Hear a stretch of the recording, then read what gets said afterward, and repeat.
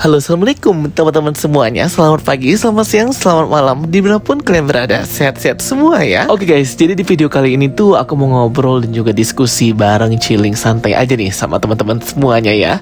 Ini hari Jumat dan inilah Jumat pertama dimana kita nggak dapet Loki series lagi ya teman-teman. Biasanya Jumat itu semangat banget karena ada episode terbaru series Loki season kedua, tapi ternyata sudah habis ya teman-teman ya. Gila sih, series Loki ini benar-benar terbaik sih dari MCU ya teman-teman ya. Selain penggarapannya yang matang juga, hampir 2 tahun dari season yang pertama, dari mulai awal episode pertama sampai ending episode ke-6, itu selalu good banget ya teman-teman. Eksekusinya, storyline-nya, cast-nya, dan konflik tentang si Loki itu sendiri, time sleeping-nya, time travel-nya, wah pokoknya betul-betul menghidupkan MCU banget deh. Apalagi di akhir ya teman-teman, dimana endingnya, akhirnya ya, karakter Loki ini bertahta di singgasana akhirnya Citadel End of Time tersebut teman-teman ya, sambil menjaga dan memegang multiverse. Ini tuh develop karakter terbaik sih di MCU ya. Selama 14 tahun Tom Hiddleston memerankan karakter Loki ini. Dari wawancaranya dengan Jimmy Fallon beberapa waktu yang lalu, memang conclusion dari 14 tahun ia memerankan karakter Loki ialah di ending Loki season kedua episode ke-6 kemarin, di mana Loki akhirnya ya bertransformasi menjadi makhluk entitas, the timeless God Loki, God of Multiverse. Dialah yang membuat pohon multiverse, the multiversal tree tersebut guys. Dan benar-benar menjadi masa depannya multiverse saga MCU, fase ke-4, fase ke-5, fase ke-6, dan fase-fase selanjutnya di MCU. Jadi wajar banget sih ya kalau kita memberikan title untuk series Loki season 1 dan season 2 ini adalah series terbaik dari MCU, khususnya di Disney Plus. Kalau dulu sih aku sukanya WandaVision ya teman-teman, tapi karena WandaVision ini tidak ada season keduanya, sudah pasti yang terbaik itu adalah si Loki ini, karena season 1 dan season 2 ini tidak pernah mengecewakan. Ratingnya tinggi banget di Rotten Tomatoes, baik skor para tomatometer atau kritikus filmnya ataupun average audience score-nya juga tinggi banget si Loki ini ya, menandakan bahwa memang dari segi kritikus dan dari segi penikmat penonton fans Marvel itu sama-sama serentak dan setuju bahwa ini adalah series terbaik dengan pengembangan developing karakter terbaik di MCU. Jadi wajar kalau misalnya nanti ya series Loki ini bisa memenangkan banyak banget penghargaan seperti series WandaVision kemarin ya. Dapat banyak award baik dari segi VFX design CGI-nya, baik dari segi kostumnya, ataupun dari segi para pemerannya itu sendiri yang memang menampilkan kualitas acting yang luar biasa bagus banget ya. Jujur ya, waktu kemarin The Marvels rilis, kemudian di Indonesia itu beberapa hari berikutnya Loki rilis, itu orang-orang lebih banyak membicarakan Loki ya ketimbang The Marvels. Walaupun kalau di negara Amerika sendiri itu berbarengan malahan rilisnya ya antara series Loki dan The Marvels ini. Jadi memang jomplang banget ya teman-teman. Sebuah series itu mengalahkan ya box office-nya Marvel Cinematic Universe The Marvels.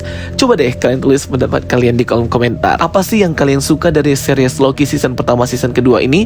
Bukannya menguras pikiran banget nih permasalahan, konflik, dan konsep yang ada di series Loki ini ya. Gak memperhatikan satu scene aja bisa tiba-tiba gak ngerti sebenarnya apa yang terjadi ya. Karena memang pembicaraannya itu konsep time travel, konsep waktu, itu suka membingungkan para penonton, apalagi yang gak fokus dan hanya sekilas saja. Coba deh tulis pendapat kalian di kolom komentar apa yang kalian suka dengan series Loki ini dan apa yang kalian gak suka dari series Loki ini. Jujur ya, kalau untuk pujian, hal yang positif, hal yang keren-keren di series Loki ini udah banyak banget yang bahas ya teman-teman. Tapi coba deh kita lihat ya, apa sih yang aku khususnya gak suka ya dari series Loki ini, atau apa yang kurang nih dari series Loki. Oke, kalau menurut pendapat aku pribadi ya, point of view aku subjektif ini ya teman-teman. Jadi kalau kalian ada beda pendapat dan ada opini pribadi, boleh banget tulis di kolom komentar. Oke, yang pertama mungkin aku mau langsung kritik aja ya, biar nggak bertele-tele. Ialah bagaimana Loki ini memperkenalkan tentang timeline dan multiverse yang suka membuat orang itu kebingungan membedakan antara timeline dan multiverse. Apalagi di season pertama kemarin ya, tersirat banget ya teman-teman ya. Orang yang cuma nonton sekali series Loki season pertama dulu ya, sebelum rilis season kedua, itu pasti nggak ngerti sebenarnya apa yang terjadi, tapi tetap menikmati dan tetap tahu aja, oh ini Loki dari waktu yang berbeda, udah gitu. Tapi nggak tahu bahwa branch timeline atau percabangan timeline itu sama saja dengan melahirkan semesta atau multiverse baru. Jadi konsep rumusnya ini yang agak kurang tersampaikan sama orang-orang, sehingga membuat orang-orang itu banyak memiliki perspektif dan penalaran pengertian berbeda. Dari apa sih itu timeline? TVA ini menghancurkan atau memprune atau menghapus timeline. Itu kan bukan menghapus semesta kan? Itu kan bukan semesta, itu kan timeline. Nah ini banyak banget guys ya yang komen seperti ini, baik di kolom komentar YouTube, Instagram, tapi lebih banyak di TikTok sih, karena kan aku aktif juga ya buat VT di TikTok.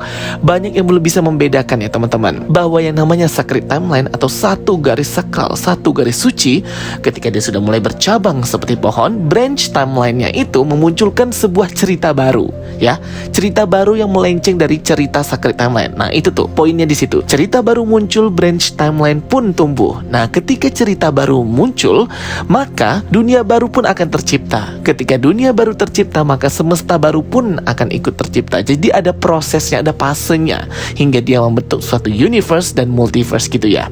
Jadi berawal dari branch timeline dulu tuh, timeline-nya keluar dari sacred timeline, muncul deh cerita baru dengan karakter-karakter baru yang melenceng dari yang ditentukan He Who Remain. Kalau ada cerita baru, karakter baru, pasti ada konflik baru. Nah dunia barulah mulai terbentuk dunianya sendiri.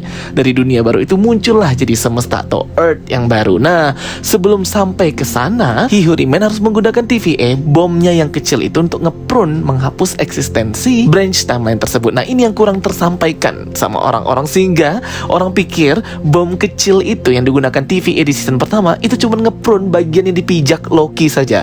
Padahal ya, kalau mau dibuat biar orang ngerti, tunjukkan bahwa bom prune dari TVA yang berwarna ungu kecil kayak kaleng sarden itu meledak gitu ya teman-teman, dan menghapus semua orang di dekat situ, bahkan sampai planet semesta. Miliaran orang yang hidup dalam semesta planet branch timeline tersebut, pasti orang akan lebih ngerti bahwa sebenarnya bom TVA yang kecil itu sama aja dengan menghancurkan atau pembunuhan massal miliaran orang yang hidup di timeline itu. Nah ini yang kurang tersampaikan ya, itu mau aku kritik, itu yang pertama.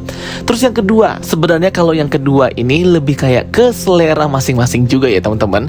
Tapi mungkin mengingat budget anggaran series ini beda dengan budget anggarannya box office movies, jadi mungkin apa yang akan aku sampaikan ini sifatnya subjektif banget ya, seperti kayak kemauan aku sendiri. Aku pengennya TVA itu lebih menampilkan seperti yang ada di komik itu ya, seperti Hall of Chronometrics, dimana di dalamnya ada chronomonitor dengan para employee agent TVA-nya. Itu kan agak kurang tersampaikan ya, dimana dari monitor itulah mereka bisa nge-capture, ngerekam, nge-record semua yang terjadi di sacred timeline dan multiverse gitu ya teman-teman, jika memang sudah di-expose oleh si Loki. Tapi kalau ini sifatnya subjektif juga ya teman-teman, jadi tergantung selera aja. Tapi yang nonton season kedua ini kayak udah let it flow aja gitu ya teman-teman, karena memang mudah banget untuk dipahami, lebih enak di season kedua ini. Karena season pertama itu mungkin itu perkenalan ya teman-teman, jadi teman-teman kita yang lain itu yang tidak terlalu memfokus atau terlalu memperhatikan, itu agak kurang mengerti sebenarnya apa yang terjadi. Jadi pokoknya series Loki ini adalah series terbaik banget ya teman-teman ya,